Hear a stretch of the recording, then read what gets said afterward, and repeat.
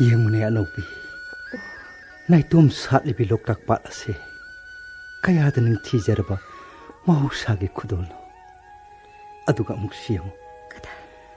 Sendra singdol se. Malem sida leitaba nang aitagi oiba mafam amagum urakle. Kaya da fajakraba. Aikhoigumna nungsinaba khudingmaksu asumna karigumbada masa panbi sagol tongduna wakhangi sangsara mada koi pai pairamgadra. Apam nungsigi leichingi dolai tongduna. Wakhalgi sangsara mada koi pai base. Sabi sano punamakkisu oram loidrani. Sangjau naidraba nungsigi ipak iyaisida. Naitom tahorabadi karamba punsigi hidenda saidang lugani. Nangi nungsibatana itin kraba pungning haksang ase. Samudra tari na samnabasu kuan bading. Nahaki adugumba wangang singdunani aibu pothaba phangadribase. Ngasigi numise onthong asu tahaning khidre. Khungangi sidaida samnata hingjarambi aisi. Ngasidi tarang malangda koi pai pairare. Ano? Karigumba manglan oiramlabadi mangphaunarakpadana kari oirakaba. Hojik phawba aibu thajaba ngamiramdaba thoklabadi. Pumnamak aigi aswanmani. Aina matik sadabadagi. Kari matik sadaba. Wahiduma kanadana hena sumgadagi. Oi, si Anovi. Onne cheta sallage. Krishna jaramba thamani jarma su khare khao. Uma, nangsu sida lao. Ngasaidagi aidi kaururi. Nangdi hidu da nathanda phamduna adum lairabro. Sida lao. Aigi di azare. Nakhoigi wari du ta khara phudala sanjaba honajau. Sida sum ngairam lage. Mahak sibu kanano. Mama isi kupsin manina masak sukhangdi. Uma kawe. Uma. Aiga hek pokminnabadongna leiminnabani. Ado hannaba tawrisira. Fareni. Haigumdana. Ngasidi numisisu yang siela male. Adubudi kaidong minnabagi nungaiba matamda mikup amatagum khaliba numise unadaba matamgi ahingdadi nonganba ngaibada humang takhai sangbaniko. Masa khaktagi khali haina waraubiganuko. Matang matam chabada aikhoina sumating pangnaba haibaduni. Nungsibagi sidana palaba singdi minungsi chu chawrai hainai ko. Wa ngangubo onthokna haibikre.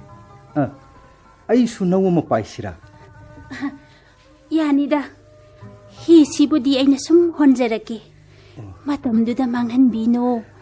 Isiga ibani di arot pasu lainajadi. Yamna naknai hairabanina aisu koina laujadreda. Adu ngasigi drisasi phajadra. Nungsiba dirsa nungsiba isai phajaba saireng pumnamakse nungsiba gi tinna sikdaba mi singdana hena masak thu I haini. Adudi aigi thamoigi nungsiba sisu aroiba pantup naksilakre natrane uma. Naksilakpada nati parado loidorabane. Karigumba bidigi kolom machinda ekhoi anigi panthungi itihas bu ibiramdrabadi. Kumon khudingi anobu yening thana lakpu khuding. Anobi haibum ningsimati ningsingduna talehorani. Yening thana lakpa khuding basanta su thana wayadana adumak lakani. Adubu wahidumakti tabada ayam waze. Tungi wakhal singlo sillaga mangi nungaiba ta yengba haibasi sabi sanau singi satnabi natrane yamwa. Nang sukit hemale. Matam natrabasu leipanda leiron phawba salhaningbase laisuraba premika singdada natrane thungnaroidaba nusibabu kanhana pamnabage. Aikhoidine adukumna su khangjadeda nungsinaba su leijade.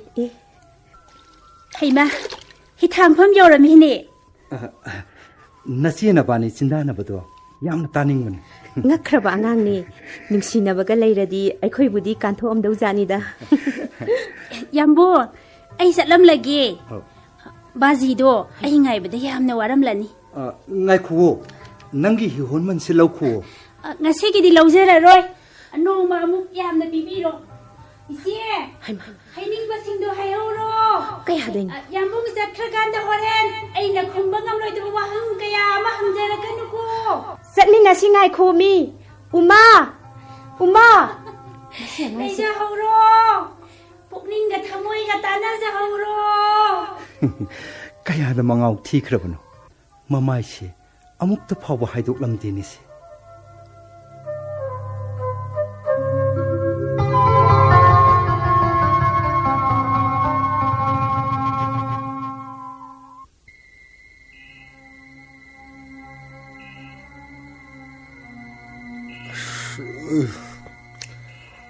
Anobi, Anobi, kumdini.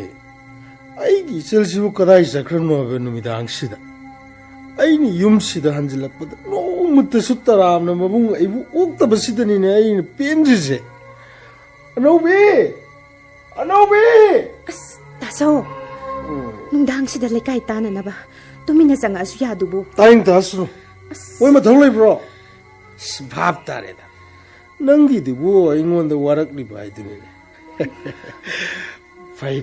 taso imungda sangasi haibani Kari thonge apukshi lamana pattale kari thonge bema taso kadai nu ne ai chak tu hai ai chak tu kadai nu ba taso sing leikta duna thongdri aisu helabani kari sing leite da chak thongdre ba adu nang le kai di pu thong ya dre mi di manong ba kadai dei pu doino pukhraga singakte dana kanana su sing miru ama phawba pibiyu haiba yaraktre aina thonggadoi sibu kadai dagi noba kari le kai nu ne nupi macha nang ne ikai hangjabu du phawba pibi jaktra ba fatte ai le kai si jo nongan badagi nongyai phawwa tasongna nisa sanaduna laikre खुलंग चतुना फिसा लोनसा तौजदुना आइना तांजबा खरजु तासौना पुपुदुना लोइसनबिबा नत्रो अदुगा थोंनिंगाय लेत्रगना आइंगोंदा ताइनबिबा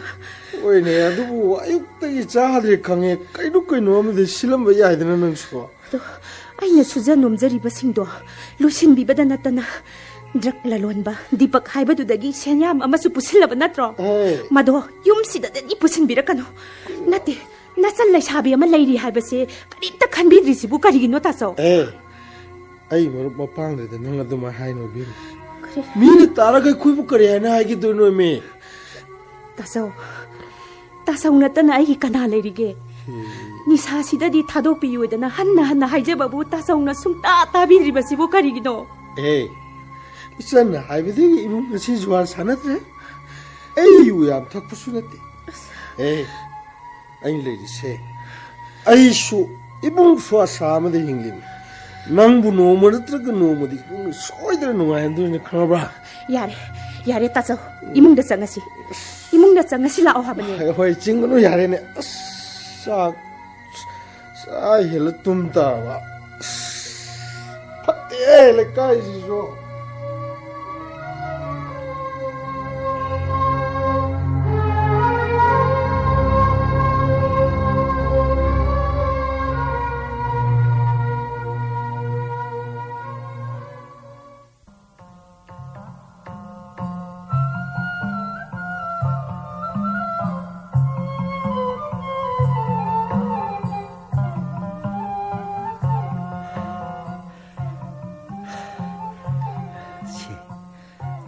Engone yalo karigi kairino serau sing kabane hane sukarak laga singdon yoromdana kumna si hariro kaida wi haigi singdon yoromdradi punsi teliga haina bro adumai haina bugum sutawi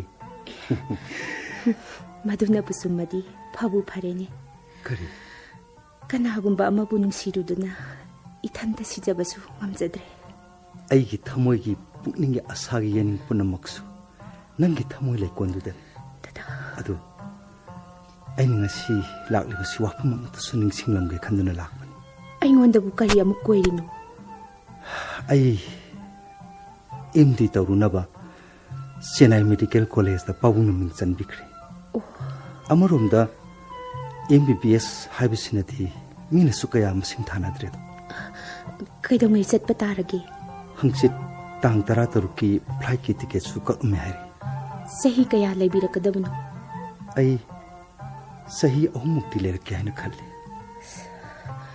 ꯃꯇꯝꯗꯨꯐꯥꯎ ꯑꯩꯅ ꯀꯔꯝꯅ ꯂꯦꯡꯒꯗꯧꯔꯤꯕ ꯑꯗꯨꯕꯨ ꯇꯥꯟꯖꯥꯁꯤꯗ ꯑꯩꯒꯤ ꯑꯁꯣꯟꯕ ꯎꯠꯂꯨꯕ ꯍꯥꯏꯕꯁꯤ ꯁꯨꯝꯃꯔꯣꯏ ꯀꯔꯤ ꯈꯜꯂꯤꯅꯣ ꯅꯍꯥꯛꯅꯕꯨ ꯄꯥꯝꯗ꯭ꯔꯕꯗꯤ ꯑꯩ ꯀꯔꯤꯒꯤ ꯄꯥꯝꯂꯣꯏꯗꯒꯦ ꯑꯗꯨꯕꯨ ꯅꯨꯄꯤ ꯑꯣꯏꯕꯤ ꯑꯩꯈꯣꯏꯒꯤꯗꯤ ꯊꯃꯣꯏ